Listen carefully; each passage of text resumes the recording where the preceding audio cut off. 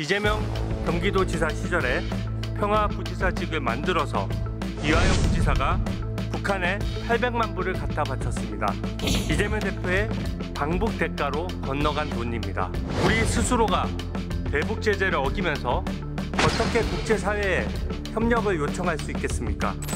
2023년 신년 기자회견에서 이재명 전 대표는 스스로 4년 중임제로 가야 한다는 말을 했고 개헌안도 내겠다고 분명히 밝혔습니다. 근데 왜 이제는 개헌의 논의조차 못하도록 입을 틀어막는 것입니까?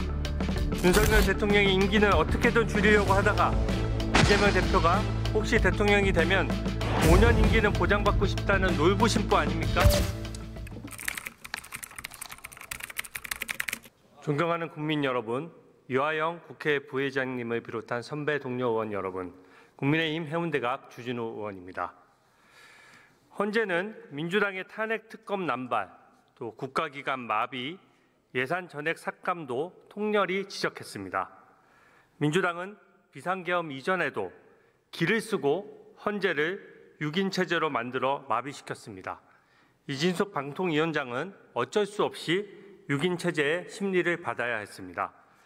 대통령 탄핵 선고가 늦어지자 갑자기 민주당은 9인 체제로 만들자며 헌법상 정해진 재판관의 임기 6년도 법률로 마구 늘리고자 했습니다. 한덕수 대행이 헌재의 공백을 막고자 9인 체제를 만들자고 하니 이제 또 탄핵 협박을 시작했습니다. 급기야는 오늘 민주당은 한덕수 대행을 형사 고발까지 했습니다. 이재명 전 대표의 사익을 국익보다 앞에 두니까 벌어지는 일입니다. 지금 우리 선택이 대한민국과 청년들의 100년치 미래 먹거리를 결정합니다. 맹목적인 친중 친북보다 당당한 대미 통상 외교를 펼쳐야 합니다. 민주당은 이 와중에 최상목 경제부총리 또 한덕수 대행에 대해서 탄핵을 또 진행하려고 합니다. 우리 스스로 대미 협상력을 떨어뜨리는 일입니다. 민주당은 한덕수 대행을 향해 통상 협상을 팽개쳤다며 비난하기 바쁩니다. 하지만 민주당은 그렇게 통상이 중요하다면서 왜 한덕수 대행 체제가 들어서자마자 90일간 아무 일도 못하게 탄핵을 했습니까? 민주당은 한덕수 대행이 트럼프 대통령과 왜 전화통화도 못하느냐고 난리를 쳤습니다. 근데 이제 트럼프 대통령과 통화를 하니까 퍼주기 협상이 우려된다며 또 비난을 합니다. 도대체 어떻게 하라는 것입니까? 비상계엄은 끝났습니다. 오로지 국익만 봐야 합니다. 일본은 미 트럼프 정부와 협상을 위해서 야당이 정쟁의 중지를 선언했습니다. 민주당은 언제까지 내란 타령만 할 겁니까? 민주당은 내란이 종식되지 않았다며 경제보다 민주주의 파괴 세력을 정리하는 것이 우선이라고 합니다. 지금은 오히려 민주당이 입법 권력으로 행정부를 침탈하고 있다고 생각합니다. 이재명 경기도지사 시절에 평화부지사직을 만들어서 이화영 부지사가 북한에 800만 불을 갖다 바쳤습니다.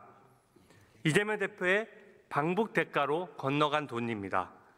우리 스스로가 대북 제재를 어기면서 어떻게 국제사회에 협력을 요청할 수 있겠습니까? 북한에 몰래 돈 갖다 바치는 행위야말로 국제사회에서 우리를 고립시키고 외환에 가까운 국익저해 행위입니다. 민주당의 논리대로라면 이화영 부지사를 계속 감싸며 국민들께 사과 한마디 없는 민주당이야말로 외환 옹호당 아닙니까? 민주당 박홍근 강북구 의원은 버젓이 대통령이 탄핵된 당은 대선 후보도 내지 말고 정당도 해산하라는 법안을 냈습니다. 이재명 대표만 대선에 입후보하고 민주당만 유일하게 남은 정당이 된다면 그것이야말로 민주주의의 파괴입니다.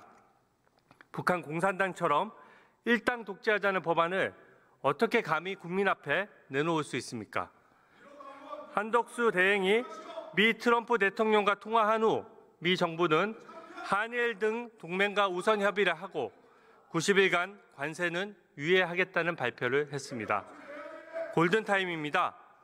민주당이 하루 한두 번 꼴에 탄핵 협박과 고발로 대한민국 정부의 협상력을 깎아먹어서야 되겠습니까?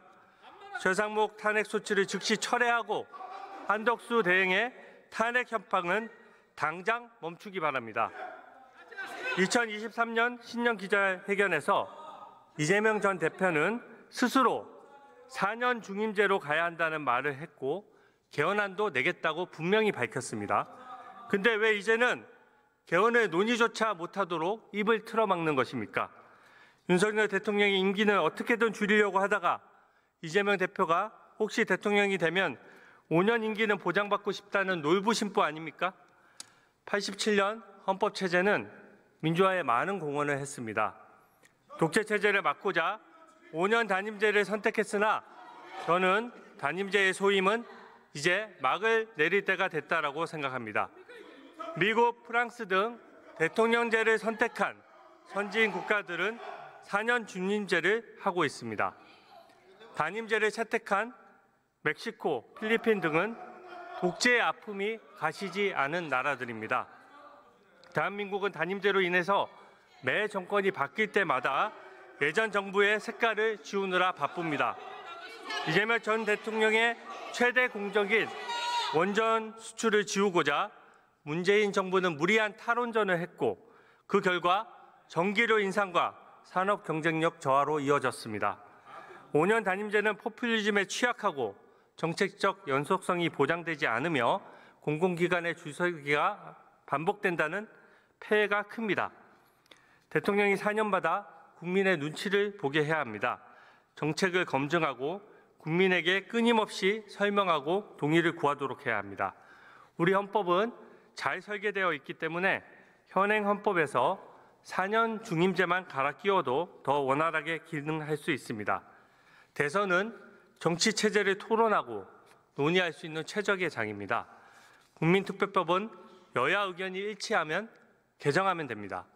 국민 여론도 중임제 개헌에 압도적 찬성입니다. 이번에 저는 개헌 논의를 해야 국익에 부합한다고 생각합니다.